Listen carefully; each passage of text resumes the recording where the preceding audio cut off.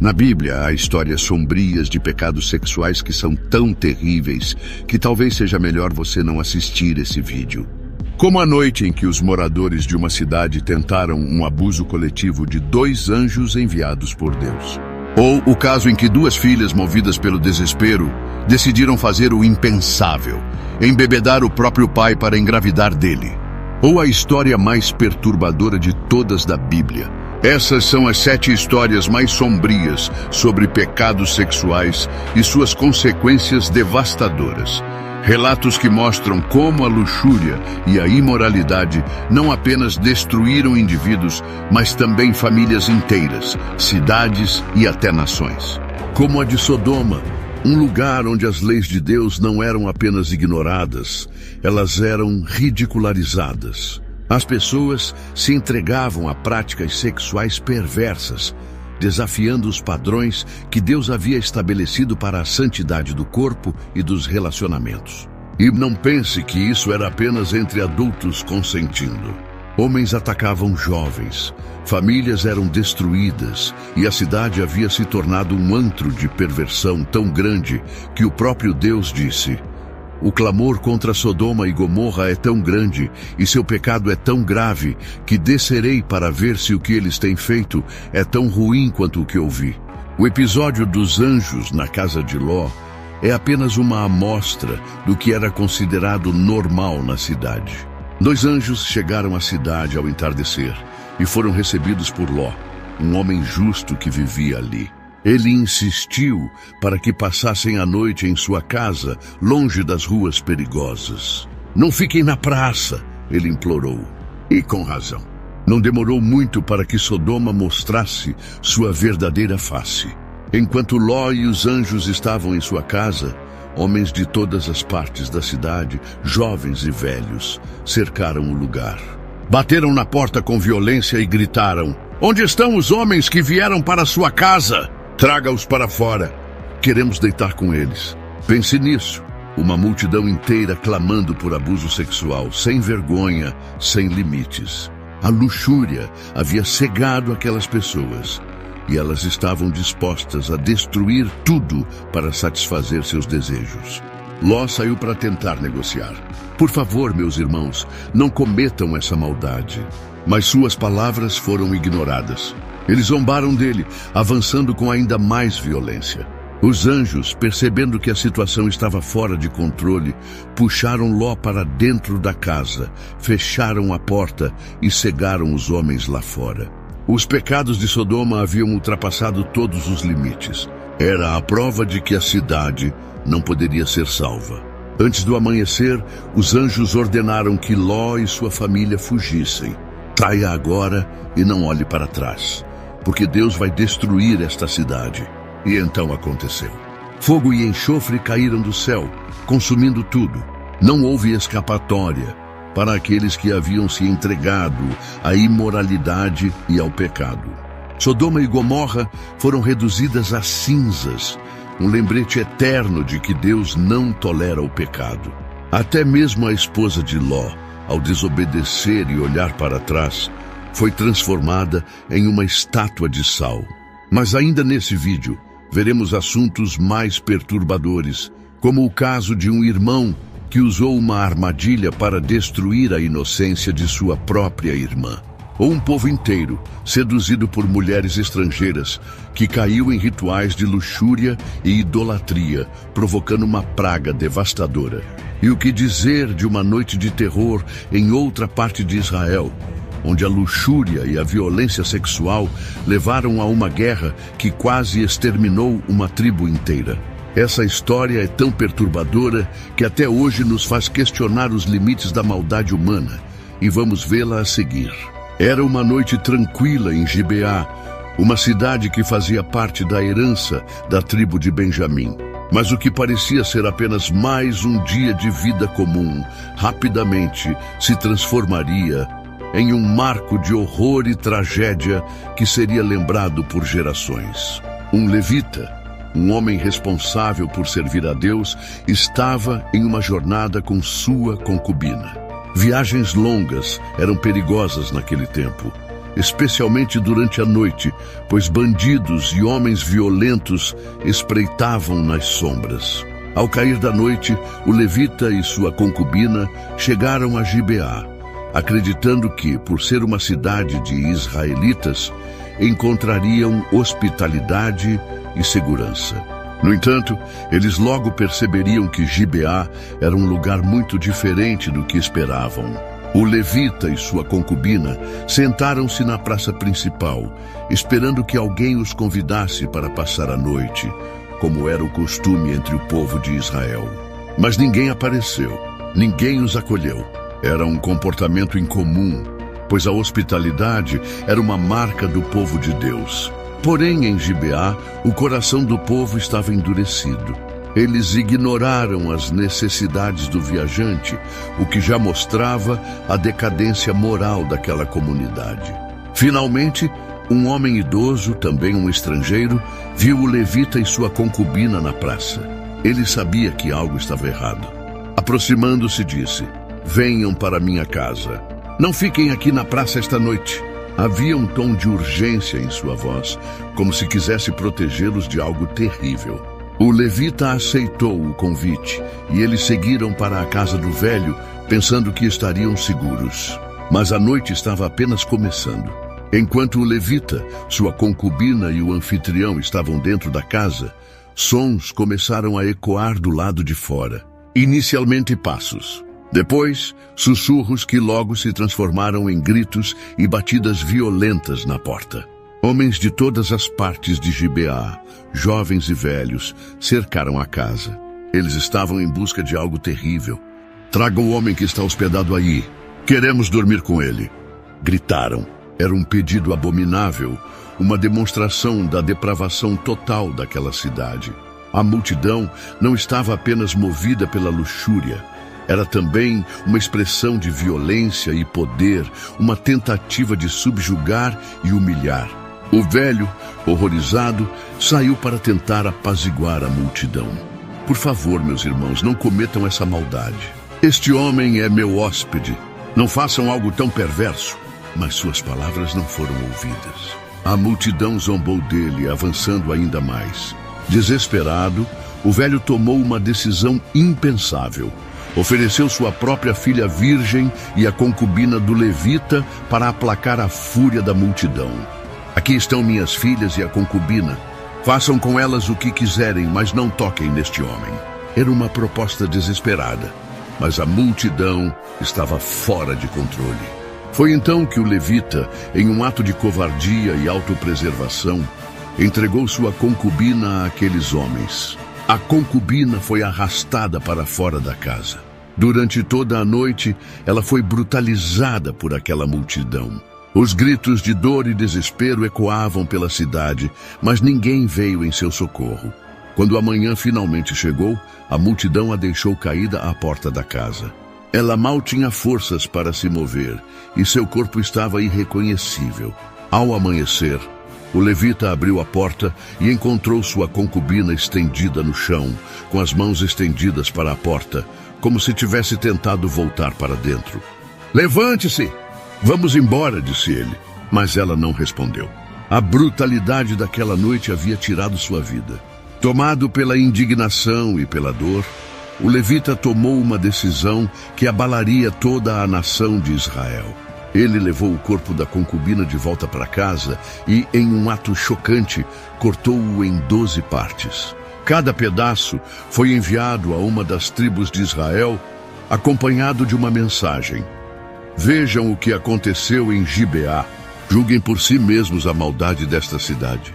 Quando os líderes das tribos receberam os pedaços do corpo, ficaram horrorizados. Era um chamado à justiça, um apelo para que todo Israel se levantasse contra o pecado que havia corrompido Gibeá.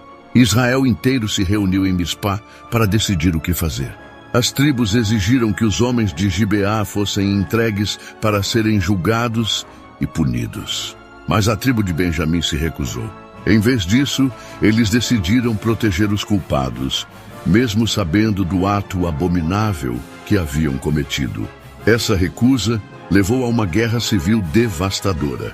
As tribos de Israel se voltaram contra Benjamim, e a batalha foi sangrenta. Ao final, quase toda a tribo foi exterminada. Apenas 600 homens sobreviveram, escondidos nas montanhas. A história de Gibeá terminou com destruição e luto, mas os pecados sexuais não pararam por ali. O que acontece quando duas filhas desesperadas decidem embebedar o pai para fazer o ato mais absurdo já registrado na Bíblia? Após a destruição de Sodoma e Gomorra, o mundo de Ló e suas filhas havia mudado para sempre. Eles escaparam por pouco da fúria divina, mas tudo o que conheciam estava perdido. O som das cidades queimando e o cheiro de enxofre ainda estavam presentes, enquanto Ló fugia para as montanhas, seguindo as instruções dos anjos. Agora, escondidos em uma caverna, eles estavam isolados, sem comunidade, sem futuro visível e com uma nuvem de desespero pairando sobre suas cabeças. Ló, que outrora prosperara nas planícies de Sodoma, agora vivia como um refugiado sem saber o que viria a seguir. As filhas de Ló, criadas em Sodoma, não apenas perderam sua casa, mas também a visão do que era certo e errado. Para elas, o futuro parecia impossível.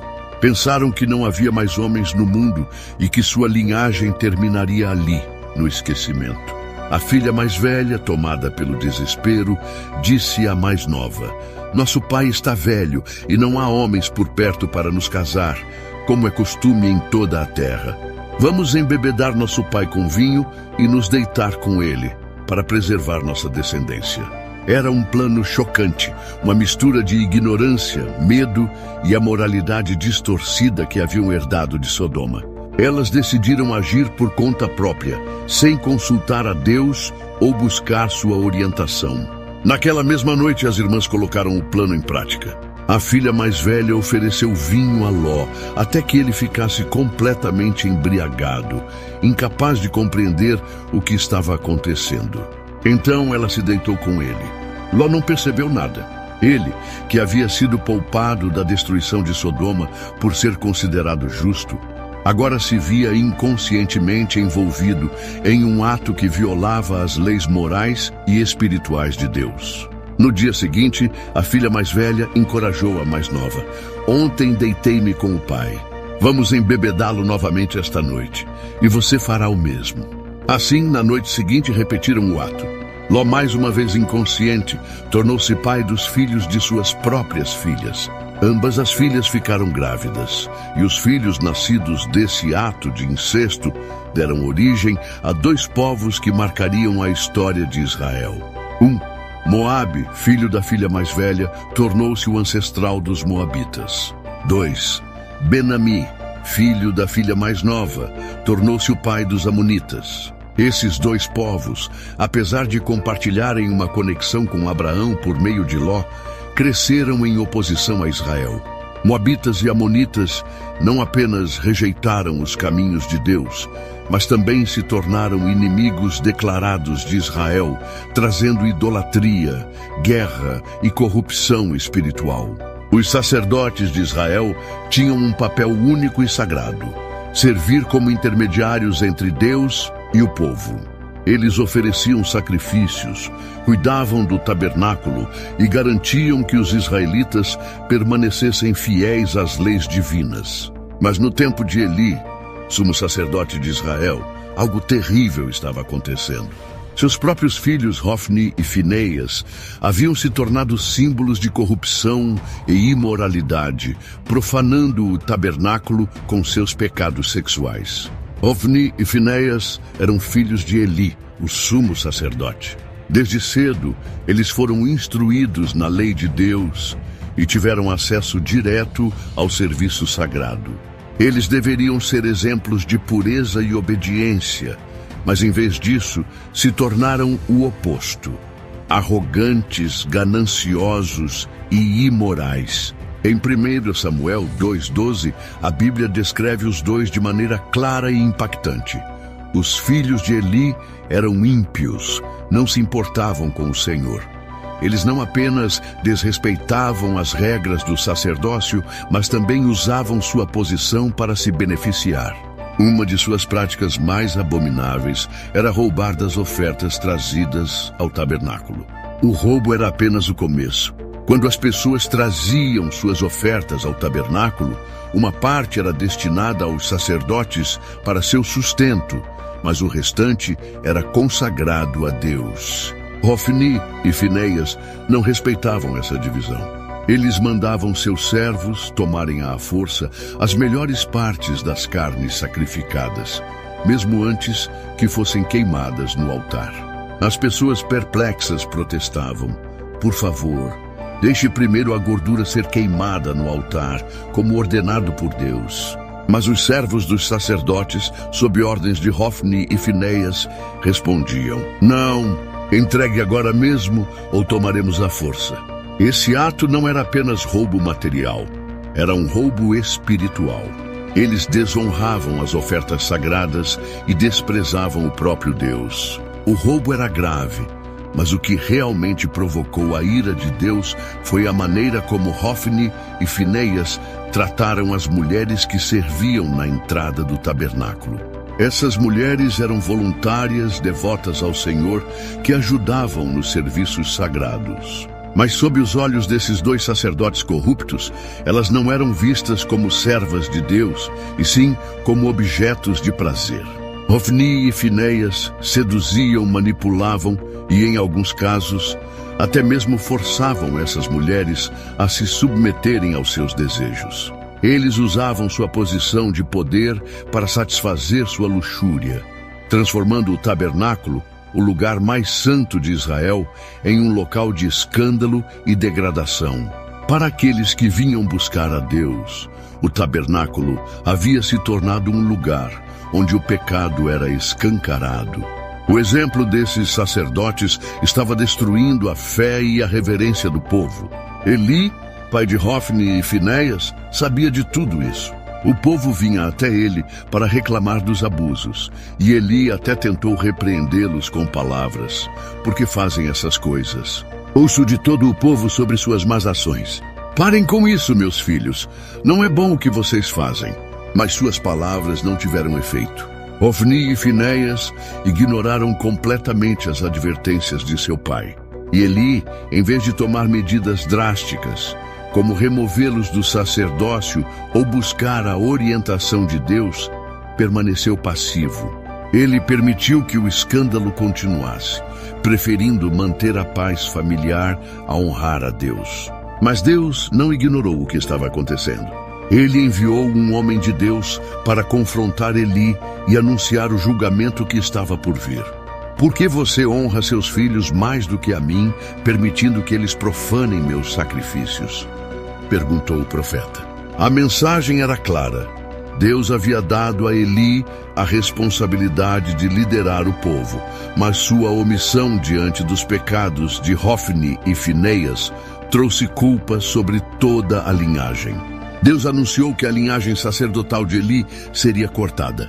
Ele não permitiria que o nome de Hofni e Finéias continuasse ligado ao sacerdócio. O profeta disse que ambos morreriam no mesmo dia como sinal do julgamento divino. E foi exatamente isso que aconteceu. Durante uma batalha contra os filisteus, Hofni e Finéias foram mortos e a Arca da Aliança foi capturada. Quando Eli recebeu a notícia, caiu de sua cadeira e morreu, encerrando um capítulo sombrio na história de Israel. Mas o que acontece quando o próximo pecado sexual não foi cometido por um único homem ou grupo, mas por toda uma nação?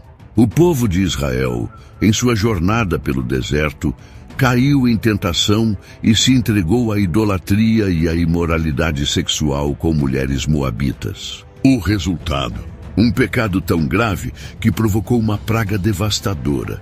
E apenas um ato de extrema coragem conseguiu deter a ira de Deus. O povo de Israel estava acampado nas campinas de Moabe, às margens do rio Jordão. Era o último estágio da longa jornada pelo deserto antes de entrarem na terra prometida. Deus os havia guiado, sustentado com maná e demonstrado seu poder de forma incontestável. Mas mesmo com tantos milagres, algo terrível aconteceu. Israel caiu na armadilha do pecado sexual e da idolatria. Tudo começou com um plano maligno. Balaque, o rei de Moabe, havia contratado Balaão, um profeta, para amaldiçoar Israel. Mas Deus impediu que Balaão o fizesse. Frustrado, Balaque buscou outra forma de enfraquecer o povo de Deus. E foi então que a tentação chegou de maneira sutil e devastadora. As mulheres de Moabe sabiam exatamente como atrair os homens de Israel. Elas não apareceram de forma ameaçadora ou declarada. Ao contrário, chegaram como amigas, com sorrisos, palavras suaves e uma aparente boa vontade. Elas se aproximaram aos poucos, usando sua beleza e carisma como armas. Vocês são tão fortes, diziam elas, enquanto os homens israelitas trabalhavam nos campos ou descansavam em seus acampamentos. Venham até nossa terra. Temos festas, boa comida, vinho e celebrações que vocês nunca esquecerão. A princípio parecia inofensivo. Os homens, desgastados pela longa jornada no deserto, eram facilmente atraídos pelas promessas de conforto e diversão. Os convites se tornaram mais frequentes e muitos israelitas começaram a aceitar, pensando que não haveria problema em socializar com os moabitas. Ao chegarem às celebrações, os homens de Israel encontravam uma atmosfera intoxicante. O vinho fluía sem restrições, as mesas estavam repletas de comida farta e a música tocava em alto volume.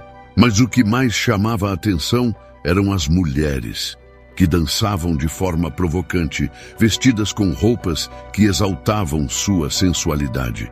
Essas festas não eram apenas sociais, eram rituais dedicados a Baal, o principal deus de Moabe. Baal era adorado como um deus da fertilidade, e seus cultos envolviam atos de imoralidade sexual como forma de invocar bênçãos sobre a terra e os rebanhos. No início, os homens de Israel ficavam apenas observando, talvez desconfortáveis, mas logo a atmosfera os envolvia. Sob a influência do vinho e da música, as barreiras caíam. As mulheres os encorajavam. É apenas uma dança, uma celebração à vida. Venham, juntem-se a nós. Pouco a pouco eles começaram a participar. O que começou com uma dança, rapidamente se tornava algo mais íntimo. Os rituais dedicados a Baal-Peor eram explicitamente sexuais. Os homens eram incentivados a se unir às mulheres moabitas em atos de imoralidade que faziam parte do culto. Cada relação física era vista como uma forma de agradar ao deus Baal, um sacrifício vivo para garantir fertilidade e prosperidade. Homens que haviam sido ensinados a seguir os mandamentos de Deus, que sabiam que o corpo era um templo sagrado, agora estavam deitados com mulheres pagãs em nome de um ídolo. Não foi apenas um ato de luxúria, foi uma rejeição aberta ao Deus que os havia libertado do Egito. Esses homens não estavam apenas traindo suas esposas ou famílias, estavam traindo a própria aliança com o Senhor. À medida que mais homens de Israel se envolviam, o comportamento começou a se espalhar pelo acampamento. O pecado sexual não era mais escondido, tornava-se comum. As mulheres moabitas agora tinham um lugar entre os israelitas, andando livremente entre eles, continuando a seduzi-los. A idolatria também começou a ganhar espaço. Pequenos altares a Baal apareceram aqui e ali, e sacrifícios começaram a ser realizados em plena vista do povo. Não eram apenas atos secretos, eram abertamente desafiadores a Deus. O povo escolhido, separado para ser santo, agora estava tão misturado com os moabitas que era difícil distinguir quem adorava a Deus e quem adorava Baal. A aliança sagrada entre Israel e o Senhor parecia ser apenas uma lembrança distante, enquanto os homens continuavam se entregando ao pecado. O que começou como uma tentação individual, rapidamente se espalhou como uma epidemia. O povo escolhido, que havia sido separado para Deus, agora estava prostrado diante de um ídolo estrangeiro. A ira de Deus se acendeu contra Israel. Ele ordenou a Moisés: Pegue todos os líderes que se uniram a Baal-Peor e os execute à vista de todos, para que minha ira seja afastada. Enquanto isso, uma praga mortal começou a se espalhar pelo acampamento. Homens e mulheres caíam mortos e o terror tomou conta de Israel. Em meio ao caos, algo chocante aconteceu. Um homem israelita trouxe uma mulher midianita para sua tenda, bem à vista de todos, sem qualquer vergonha. Enquanto o povo lamentava e buscava a Deus, ele desafiava abertamente a santidade do Senhor. Foi então que Finéias, neto de Arão e sacerdote, tomou uma atitude drástica. Ele pegou uma lança, entrou na tenda e atravessou o corpo do homem e da mulher ao mesmo tempo. Esse ato de zelo deteve a praga imediatamente. Deus declarou que Finéias havia acalmado sua ira e prometeu fazer uma aliança perpétua com ele e sua descendência por seu zelo pela santidade de Deus. Ao todo, 24.000 pessoas morreram por causa daquele pecado. O culto a Baal-Peor foi uma das quedas mais graves de Israel durante sua jornada pelo deserto. Foi um lembrete doloroso de como a luxúria e a idolatria andam de mãos dadas, levando ao afastamento de Deus e à destruição. Mas o que acontece quando um irmão tem desejos proibidos pela irmã? Amnon não era um estranho, nem um inimigo. Ele era parte da casa real, o primogênito do rei Davi. Mas um desejo doentio por sua própria irmã Tamar o levou a armar uma armadilha cruel. O que aconteceu naquela noite destruiu Tamar de forma irreparável e deixou marcas profundas na casa de Davi. A história do rei Davi é uma das mais conhecidas da Bíblia. Ele foi chamado por Deus, derrotou gigantes, escreveu salmos e se tornou o maior rei de Israel. Mas como toda família, a casa de Davi também enfrentou momentos de dor e tragédia, muitos deles decorrentes do pecado.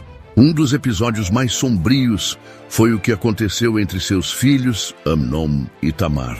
Um relato de luxúria, abuso e consequências devastadoras. Amnon era o filho mais velho de Davi, herdeiro ao trono, um jovem que tinha tudo, mas era dominado por desejos sombrios. Tamar, sua meia-irmã, era uma jovem bela e pura, elogiada por sua graça e bondade. Amnon começou a desenvolver uma obsessão por Tamar, mas não era amor, era luxúria. Ele a desejava intensamente. E quanto mais pensava nela, mais sua mente se enchia de ideias perversas. A Bíblia diz que Amnon ficou tão obcecado por Tamar que chegou a adoecer.